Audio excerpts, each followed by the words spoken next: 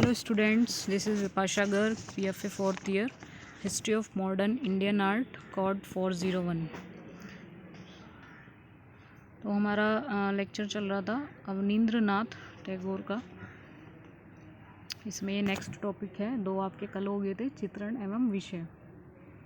सन 1901 से 2 के लगभग अवनींद्र बाबू ने, इनको अवनींद्र बाबू के नाम से भी जाना जाता था, ठीक है, जापानी कलाकार योकोहामा ताइकान, ये जापानी कलाकार हैं, शायद उसमें भी पढ़ा होगा आपने, पिछले साल आपकी जापानीज़ हिस्ट्री थी उसमें ये नाम था, आपको अगर ध्यान हो तो।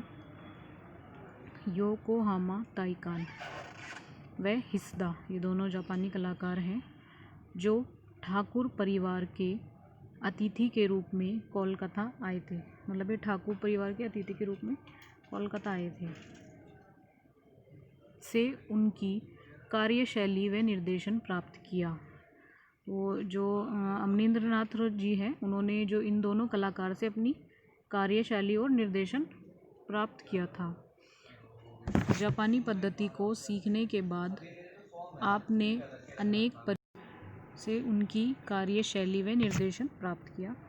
जापानी पद्धति को सीखने के बाद आपने अनेक प्रयोगों द्वारा, मतलब जब इन्होंने जापानी पद्धति सीख ली थी उसके बाद इन्होंने अनेक प्रयोग किए और अनेक प्रयोग के द्वारा इन्होंने 1905 में और 1905 से 7 तक 2 साल ईस्वी में उमर खय्याम की श्रृंखला तैयार की। ये श्रृंखला का नाम है उमर खय्याम, पूरा वो श्रृंखला इन्होंने रेडी की थी। साथ ही विरही यक्ष व गणेश जन्नी जैसे प्रक्षालन पद्धति में, यानी प्रक्षालन मतलब शोधन में चित्रों का निर्माण किया, ठीक है। उमर खय्याम की इन्होंने श्रृंखला तैयार की थी किसमें, 1905 से 1907 तक 2 साल, ठीक है। उसके बाद इन्होंने विरही यक्ष व गणेश जन्नी, ये जो लाइंस हैं ये इम्पोर्टेंट्स लाइन है, आप ये ध्यान रखिएगा, ठीक है। जैसे सन है कोई की, अगर शॉर्ट में आप आगे अगर नेट का कभी एग्ज़ाम भरेंगे तो शॉर्ट क्वेश्चंस में आते हैं इस तरह के क्वेश्चन कि उमर खय्याम की श्रृंखला किसने तैयार की थी, ठीक है, किस सन में है, तो ये शॉर्ट क्वेश्चन आप ऐसे बना सकते हैं, ठीक है। तो विरही यक्ष व गणेश जन्नी जैसी प्रक्षालन पद्धति के में चित्रों का इन्होंने निर्माण किया था, ठीक है। इन चित्रों में रंगों का विशेष ढंग से प्रयोग, कहीं कहीं छाया प्रकाश दिखाने का प्रयास एवं नाटकीय प्रभाव भी है। मतलब इन चित्रों में इन्होंने रंगों का विशेष ढंग से प्रयोग किया है और कहीं कहीं इन्होंने छाया प्रकाश दिखाने का प्रयास भी किया है और इन्होंने नाटकीय प्रभाव भी उसमें दिखाया है। इस प्रकार स्वदेशी विदेशी कला सामंजस्य से एक नवीन वॉश पद्धति का प्रारंभ किया। मतलब इसी प्रकार इन्होंने स्वदेशी और विदेशी कला का सामंजस्य से एक नवीन वॉश पद्धति आप सब लोग जानते होंगे, वाटर कलर वाली, ठीक है, उस पद्धति का इन्होंने प्रारंभ किया था। उपरोक्त नए प्रयोगों के साथ साथ अपनी परंपरागत भारतीय शैली में भी चित्रण गतिमान रहा, यानी इनका भारतीय शैली में भी इनका चित्रण चलता रहा, गतिमान रहा।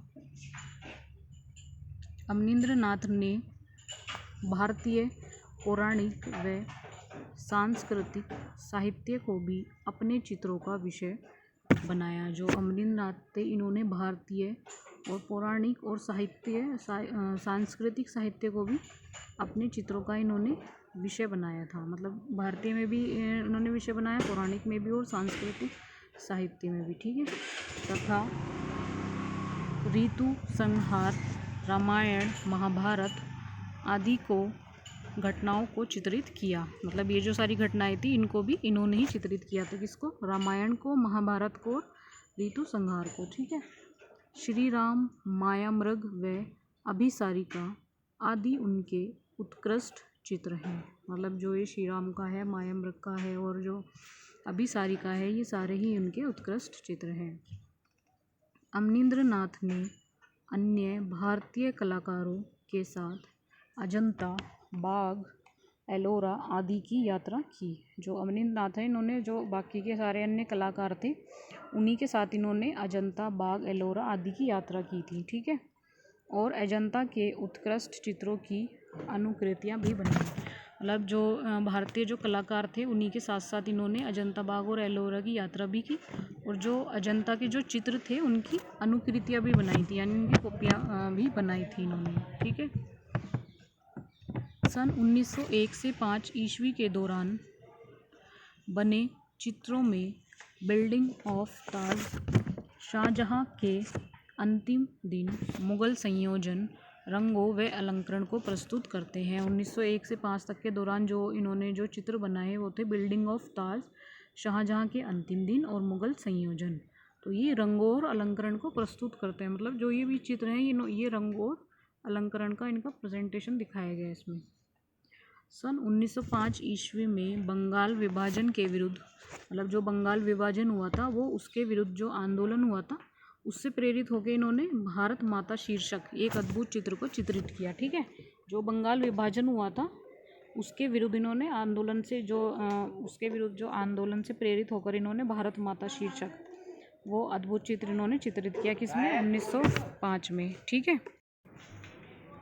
अब नेक्स्ट टॉपिक है इसी में प्रमुख चित्र। नेक्स्ट हेडिंग है आपका अवनींद्रनाथ कला के माध्यम से जीवन व समाज के सभी पक्षों से जुड़े रहे। जो अवनींद्रनाथ थे वो कला के माध्यम से जीवन से भी और समाज से भी, मतलब सभी पक्षों से वो जुड़े रहे कला के माध्यम से। पौराणिक व धार्मिक विषयों के साथ साथ आपने दृश्य चित्र, पशु पक्षियों के चित्र, व्यक्ति चित्र, दैनिक जीवन से संबंधित चित्र भी बनाए। मतलब जब ये पौराणिक और धार्मिक विषय बनाते थे तो उसी के साथ साथ ये दृश्य चित्र भी बनाते थे और पशु पक्षियों के चित्र भी बनाते थे और व्यक्ति चित्र भी और दैनिक चित्र भी। ठीक है। मतलब सबसे संबंधित इन्होंने चित्र बनाए थे, जिनमें भिक्षा, देवदासी, कजरी, सूर्य पूजा व बंगाली रंगमंच के अभिनेता एवं अभिनेत्रियों के चित्र महत्वपूर्ण हैं। जिनमें मतलब ये जो महत्वपूर्ण चित्र हैं इनके वो बताए हैं कौन कौन से। एक तो भिक्षा, देवदासी, कजरी, सूर्य पूजा व बंगाली रंगमंच के अभिनेता अभिनेत्रियों के चित्र महत्वपूर्ण हैं। मतलब जो बंगाली रंगमंच के अभिनेता और अभिनेत्री थी उनके भी चित्र महत्वपूर्ण हैं। सन 1920 से 26 के दौरान आपकी कला में नवीन परिवर्तन आए। मतलब 20 से 26 के दौरान 6 सालों के दौरान इनकी कला में नवीन परिवर्तन आए थे। आपने पेस्टल रंगों द्वारा भी सशक्त प्रयोग किए जिसमें व्यक्ति चित्रण प्रमुख है। ठीक है। इन्होंने मतलब पेस्टल रंगों द्वारा भी सशक्त प्रयोग किए, कई प्रयोग किए जिसमें व्यक्ति चित्रण प्रमुख है, यानी इनका जो फेमस है वो व्यक्ति चित्रण है।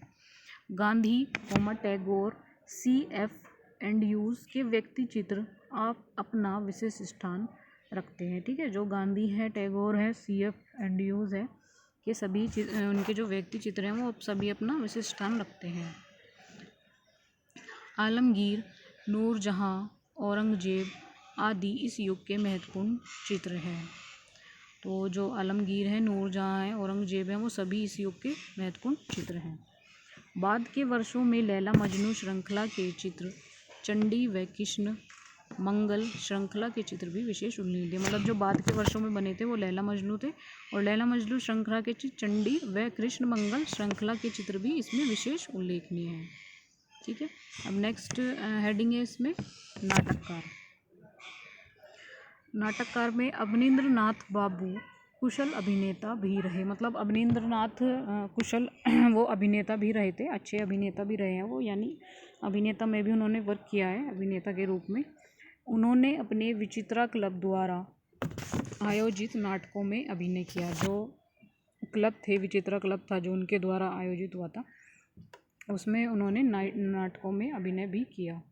रविन्द्रनाथ टैगोर के नाटक डाकघर व फाल्गुनी आदि में भी अपनी सक्रियता से भाग लिया। जो रविन्द्रनाथ के टैगोर के जो नाटक थे कौन कौन से, एक तो डाकघर और फाल्गुनी, तो इनमें भी उन्होंने मतलब अच्छे से बढ़ चढ़ के भाग लिया था सक्रियता से। साथ ही मंच निर्माण एवं सज्जा में उनकी दक्षता व कलात्मक सूझबूझ विलक्षण रही, यानी अनोखी रही।